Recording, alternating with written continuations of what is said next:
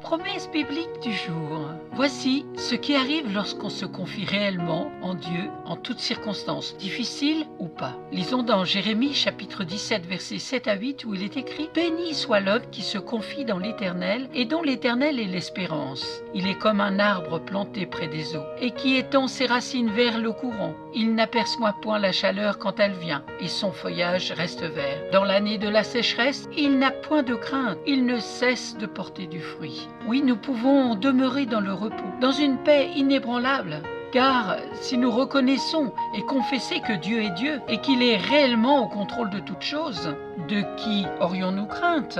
Alors lâchons prise sur nos situations difficiles, sur toutes nos angoisses, toutes nos inquiétudes, parce qu'il est réellement au contrôle de toutes choses, c'est vrai. Mieux encore, parce que nous avons Christ en nous, dans nos vies. Nous faisons partie de cette catégorie de bien-aimés qui n'ont rien à craindre du lendemain. Connaissons-nous notre Dieu, qui il est, l'amour parfait, l'amour d'un père qui aime ses enfants, qui a donné son Fils unique pour nous sauver et qui a dit « Je vous laisserai pas orphelins, je vous enverrai un autre moi-même, le Saint-Esprit de Dieu qui nous apporte la révélation de la vérité qui est dans la parole de Dieu. » C'est vrai que toutes les fois où j'ai pu m'affoler, Dieu m'a souvent rappelé ce verset dans le psaume 46, verset 11. « Arrêtez et sachez que je suis Dieu.